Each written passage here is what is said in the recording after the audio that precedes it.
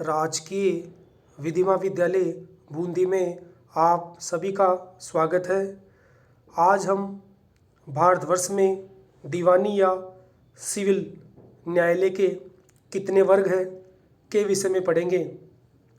तो भारतवर्ष में जो दीवानी न्यायालय संचालित किए जा रहे हैं उनको 4 वर्गों में बांट सकते हैं। प्रथम वर्ग में लघुवाद न्यायालय, दूसरा जिला न्यायालय, तीसरा उच्च न्यायालय और चौथा उच्चतम न्यायालय। तो प्रथम लघुवाद न्यायालय। तो लघुवाद न्यायालय सबसे निम्न श्रेणी का दीवानी न्यायालय है और लघुवाद न्यायालय को में जो क्षेत्राधिकार प्राप्त है वह प्रारंभिक क्षेत्राधिकार प्राप्त होता है। लघुवाद न्यायालय को दीवानी या सिविल प्रकृति के छोटे छोटे मामलों में निर्णय देने का अधिकार होता है। तो दीवानी न्यायालयों में सबसे निम्न श्रेणी का जो न्यायालय है वह है लघुवाद न्यायालय।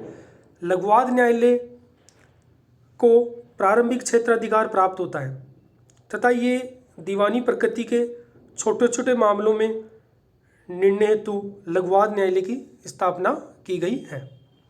दूसरी श्रेणी में जो न्यायालय आता है वह है जिला न्यायालय। सामान्यतः प्रत्येक जिले में एक जिला न्यायालय होता है जिसका पीठासीन अधिकारी जिला न्यायाधीश होता है। तो प्रत्येक जिले में सामान्यतः एक जिला न्यायाधीश होता है और जिसका पीठासीन अधिकारी जिला न्यायाधीश होता है और इसकी क्षेत्रीय अधिकारिता पूरे जिले पर होती है। उस जिला न्यायालय को प्रारंभिक क्षेत्राधिकार भी प्राप्त है तथा अपीलीय क्षेत्राधिकार, दोनों क्षेत्राधिकार प्राप्त है। प्रारंभिक क्षेत्राधिकार भी प्राप्त है और अपीलीय दोनों प्रकार के क्षेत्राधिकार जिला न्यायालय को प्राप्त है।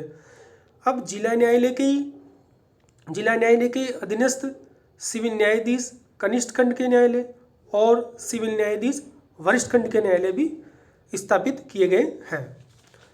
जिला न्यायाधीश और जिला मजिस्ट्रेट दोनों में अंतर होता है। जिला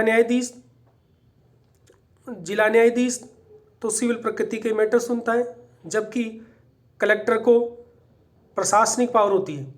तो कलेक्टर और जिला न्यायाधीश में अंतर होता है। भारत में या राजस्थान की हम बात करें तो जो जिला न्यायालय होता है अगर वह सिविल प्रकृति के मैटर सुन रहा है या दीवानी प्रकृति के जब वह प्रकरण सुनता है तो उसको सिविल जज कहते हैं।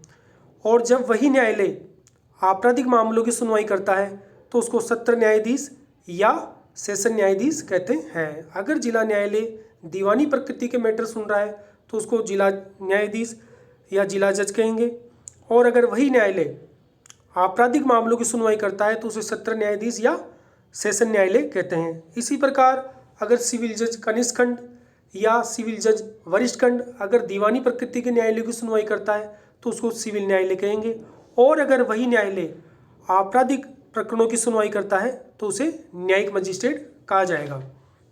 अतः तो जिला न्यायालय की क्षेत्राधिकारता पूरे जिले में होती है और जिला न्यायालय को प्रारंभिक क्षेत्राधिकार तथा अपीलीय क्षेत्राधिकार प्राप्त है। उच्च न्यायालय सामान्यतः प्रत्येक राज्य क्षेत्र में एक उच्च न्यायालय होगा। तो उच्च न्यायालय की स्थापना भारतीय संविधान के तहत की गई है और प्रत्येक राज्य के लिए एक उच्च न्यायालय होगा, परंतु 2 या 2 से अधिक राज्यों के लिए एक ही उच्च न्यायालय की व्यवस्था भी संविधान में की गई है। जैसे पंजाब और हरियाणा के लिए एक ही उच्च न्यायालय है जिसकी अधिकारिता दोनों राज्यों पर है। इसी प्रकार उच्च न्यायालय की क्षेत्राधिकार पूरे राज्य पर प्राप्त होता है। उच्च न्यायालय को क्षेत्राधिकार प्राप्त हुए पूरे राज्य पर होता है। उच्च न्यायालय को अपीलीय क्षेत्राधिकार प्राप्त होता है, परंतु उच्च न्यायालय को कुछ मामलों में प्रारंभिक क्षेत्राधिकार भी प्राप्त होता है। अब आता उच्चतम न्यायालय। उच्चतम न्यायालय भारत का सर्वोच्च न्यायालय है तथा इसकी क्षेत्राधिकारिता पूरे भारतवर्ष पे है। कुछ मामलों को छोड़कर उच्चतम न्यायालय एक अपीलीय न्यायालय है।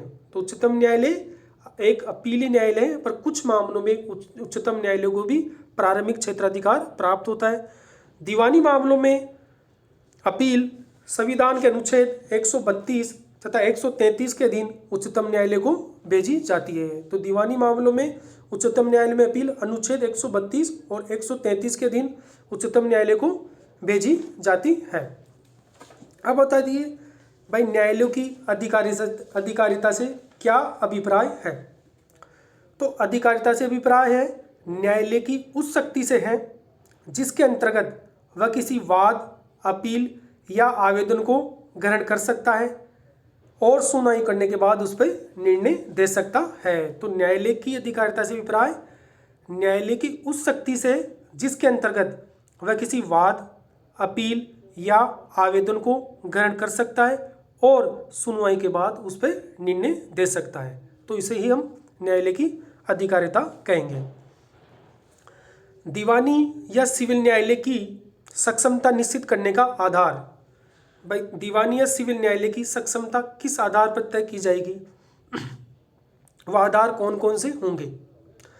जब कोई दावा, अपील या आवेदन करना होता है तो सबसे पहले ये देखना होता है कि पक्षकार को कि वह दावा, अपील या आवेदन कौन से न्यायालय में संस्थित करना होगा। तो कोई भी दावा, अपील या आवेदन हमेशा सक्षम न्यायालय में संस्थित किया जाना चाहिए। जिस न्यायालय को वह दावा, वाद, अपील या आवेदन सुनवाई करने का क्षेत्राधिकार प्राप्त हो, उसी न्यायालय में दावा, अपील या आवेदन संस्थित किया जाना चाहिए। अगर कोई भी वाद, आवेदन या अपील सक्षम न्यायालय में संस्थित नहीं की जाती है और उसके सक्षम न्यायालय में संस्थित नहीं की जाती है और उस न्यायालय द्वारा अगर कोई डिक्री पारित की जाती है तो वह डिक्री शून्य होती है। तो सर्वप्रथम अगर किसी पक्षकार को कोई वाद, अपील या आवेदन सिविल न्यायालय में करना है तो पहले उसे सिविल कोर्ट की सक्षमता देखनी पड़ेगी। भाई कौन से न्यायालय में ये वाद, अपील या आवेदन करना होगा। तो न्यायालय की सक्षमता निर्धारण करने के लिए पहले तो उसकी स्थानीय क्षेत्राधिकार देखना होगा। भाई न्यायालय की स्थानीय अधिकारिता क्या है, उसकी धन संबंधित अधिकारिता क्या है तथा विषय वस्तु संबंधित अधिकारिता का देखना होगा।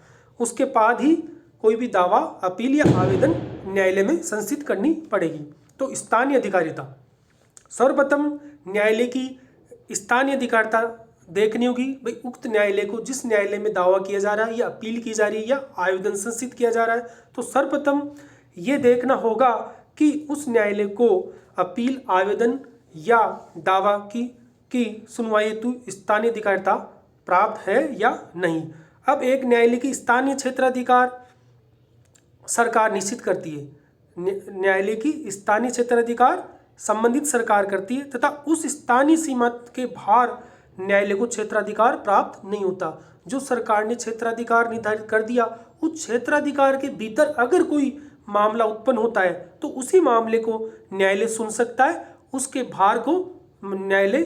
बाहर के किसी क्षेत्र के मामले को न्यायालय नहीं सुन सकता।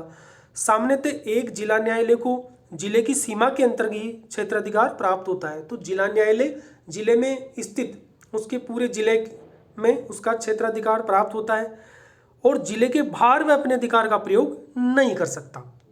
इसी प्रकार सिविल न्यायाधीश कनिष्ठ खंड या सिविल न्यायाधीश वरिष्ठ खंड को भी एक विशेष क्षेत्राधिकार दिया होता है। उस क्षेत्र के अंतर्गत आने वाले मामलों की वह सुनवाई कर सकता है। उस क्षेत्र से बाहर अगर कोई मामला आता है तो वह उसको सुनवाई करने का उसको अधिकार नहीं होता है। तो सर्वप्रथम न्यायालय की क्षेत्राधिकारिता देखनी होगी। भाई उक्त न्यायालय के क्षेत्राधिकार कितना है और क्षेत्राधिकार संबंधित सरकार द्वारा तय किया जाता है। दूसरी धन संबंधित अधिकारिता, तो न्यायालय की धन संबंधित अधिकारिता भी देखनी पड़ेगी कि न्यायालय को कितनी धन से संबंधित मामलों की सुनवाई करने का अधिकार प्राप्त है। राजस्थान की बात करें तो राजस्थान में सिविल न्यायाधीश कनिष्ठ खंड को 25,000 रुपये 25,000 धन संबंधित अधिकारिता है। 25,000 के मूल्य के वादों को सुनवाई करने की अधिकारिता है। इसी प्रकार सिविल न्यायाधीश वरिष्ठ खंड को 25,001 से 50,000 तक की अधिकारिता प्राप्त है और जिला न्यायालय को 50,000 से ऊपर के मामले सुनने की अधिकारिता है। परंतु राजस्थान सिविल कोड संशोधित अधिनियम 2000 द्वारा इस अधिकारिता में वृद्धि की गई है। अब सिविल न्यायाधीश कनिष्ठ खंड को 2 लाख रुपए तक की अधिकारिता प्राप्त है। इसी प्रकार सिविल न्यायाधीश वरिष्ठ खंड को 2 लाख से 5 लाख तक की अधिकारिता प्राप्त है और जिला न्यायालय को 5 लाख से ऊपर के धन संबंधित मामलों की सुनवाई करने की अधिकारिता प्राप्त है। प्रत्येक न्यायालय की सरकार द्वारा न केवल स्थानीय अधिकारिता बल्कि धन संबंधित अधिकारिता भी निश्चित की जाती है। तो राज्य सरकारी धन संबंधित स्थानीय अधिकारिता भी राज्य सरकार द्वारा न्यायालय की निश्चित की जाती है। उक्त अधिकारिता के भीतर ही न्यायालय वादों को ग्रहण कर सकता है, उस अधिकारिता के बाहर न्यायालय वाद ग्रहण नहीं कर सकता है। तो संबंधित सरकार को न्यायालय की स्थानीय अधिकारिता तथा धन संबंधित अधिकारिता निश्चित करने का अधिकार होता है। उसी स्थानीय सीमा के अंतर्गत और धन संबंधित अधिकारिता के भीतर रहते हुए न्यायालय मामलों की सुनवाई करेगा। नेक्स्ट आती है विषय वस्तु संबंधित अधिकारिता। किसी भी न्यायालय की सक्षमता निश्चित करने के लिए न केवल स्थानीय अधिकारिता एवं धन संबंधित अधिकारिता का होना आवश्यक है, अपितु उसको विषय वस्तु संबंधित अधिकारिता को भी प्राप्त होनी चाहिए। तो न्यायालय को स्थानीय अधिकारिता के साथ धन संबंधित अधिकारिता तथा विषय वस्तु संबंधित अधिकारिता भी प्राप्त होनी चाहिए, तभी उसी न्यायालय को सक्षम न्यायालय कहा जाएगा, अन्यथा सक्षम न्यायालय नहीं कहा जाएगा। हर न्यायालय को सभी विषय वस्तु संबंधित मामलों की सुनवाई करने का अधिकार नहीं होता।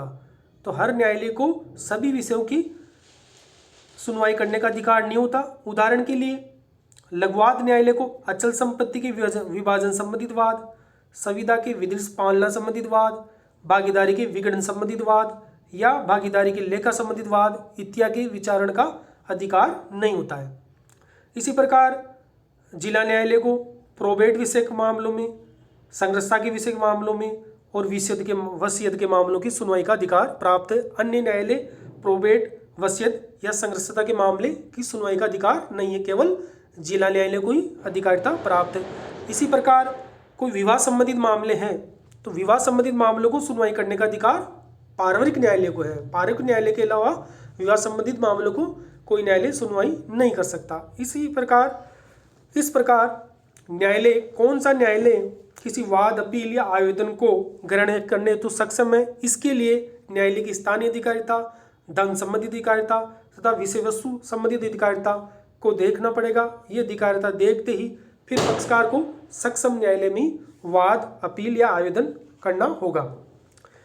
प्रारंभिक अधिकारिता एवं अपील अधिकारिता से क्या आशय है, ये देखते हैं। प्रारंभिक सिविल अधिकारिता से अभिप्राय न्यायालय की उस शक्ति से जिसके अंतर्गत वह किसी वाद, प्रार्थना पत्र एवं अन्य विधिक कार्रवाई को प्रथमतः ग्रहण करते हैं।